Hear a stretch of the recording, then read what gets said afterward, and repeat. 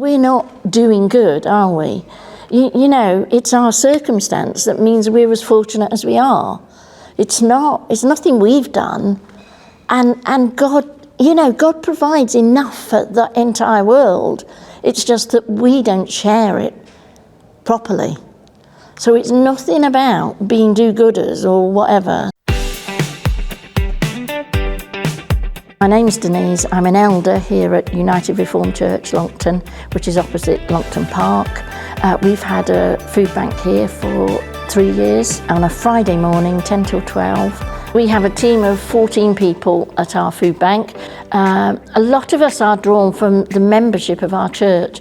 Others are people that attend occasionally or just come to some of our activities. But the food bank is something they feel that they want to contribute to. So as a church, we're always trying to look out, how can we serve our community? And we were conscious that more and more people seem to be struggling to make ends meet. And so when we saw that the Stoke-on-Trent Food Bank was looking for satellites, so churches that would open up once a week to be centres of distribution, we felt that was something we could do. And the whole church got behind it.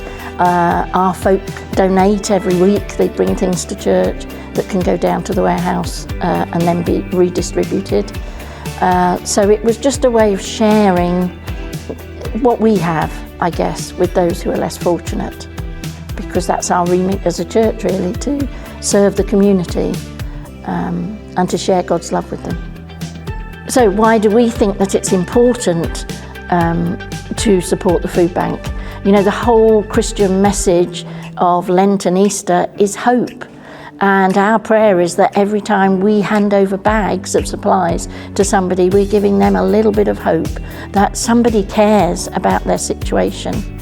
And of course, when they're here, it isn't just food that they get, because we can signpost them to other organisations that have the expertise to help them maybe with debt or with being able to get fuel allowances or maybe some housing support. So it isn't just about the basics of food. Obviously, we're just coming to the season of Lent now, a time when Christians want to focus more on God and maybe what his message for them is. And one way of doing that is going without. Some people fast, some people give up something that's important to them. And so that's a really good time when we can think about, well, the things that we give up, maybe those are things we can give to the food bank. But of course, the season of Lent is all about preparing for the celebration of Easter. And at Easter, we celebrate that Christ died because he loved each one of us and that he rose again. And so we have this immense hope in our salvation and our sense of never being alone, because Jesus is with us and he helps us in everything that we do. So however difficult our situation, there's always Jesus there to rely on. When our church agreed to become a food bank for the Stoke-on-Trent Food Bank, we were taken to visit the warehouse to see the whole process. And there was so much food there, we could hardly get down the corridors. And they were desperate for volunteers, really, to just help to sort the food. So I thought, oh, well, I could do that as well. So I just went once a week on a Wednesday morning. And gradually, that was 2 or 3 years, 3 years ago probably. Now, sometimes there's very little food to be sorted because the donations are much slower. So it's really important that we encourage folk to keep on giving. I realise it's difficult for people because they're already struggling to maintain their own spending, but it's really essential that we have enough donations that we can give out to people that need it. People can donate in supermarkets. There are usually drop-off points there. They can bring them to any of the food banks that operate, and on the food bank website you can see where food banks are open. They can donate at the warehouse. It's open Monday to Thursday, and people are very welcome to drop off their donations there. People can phone in if they've got large donations that they can't bring, and we can arrange to collect, and that's by phoning the warehouse. So on average, I imagine that we serve 8 or 9 vouchers per week, which may not sound very many, but that could be up to 34 or 35 people in families. So that's a lot of people that we're giving that little bit of hope to. 3 days supply of food when you've got nothing is incredible. We never run out because the warehouse makes sure we are always restocked fortnightly.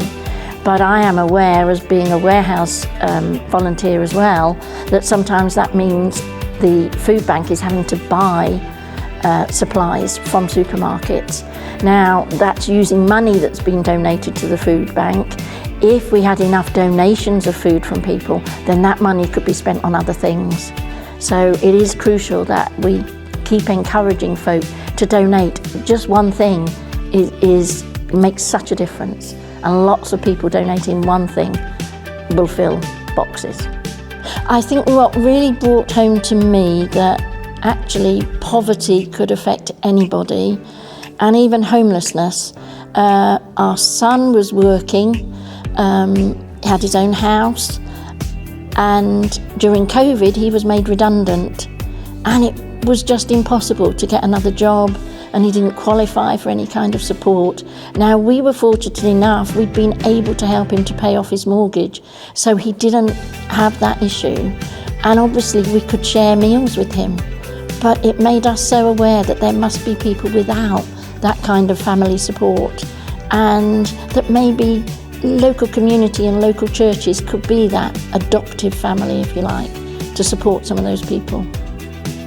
So our team here are really pleased that we're able to support people in our community.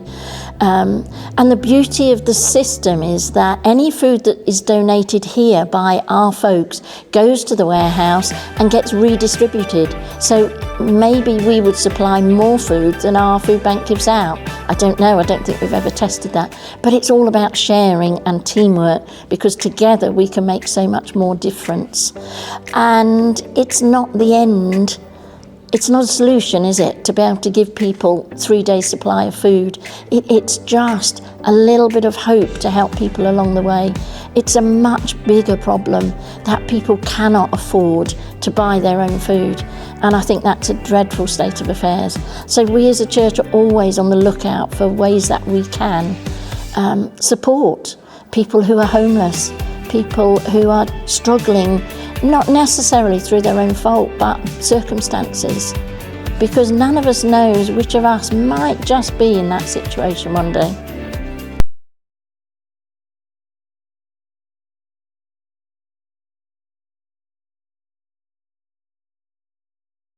Thing would be to contact the team at the Foodbank warehouse. They'd be delighted to hear from you. They would obviously come out and assess whether there is a need there, or maybe they would put you in touch with another food bank that you could help with.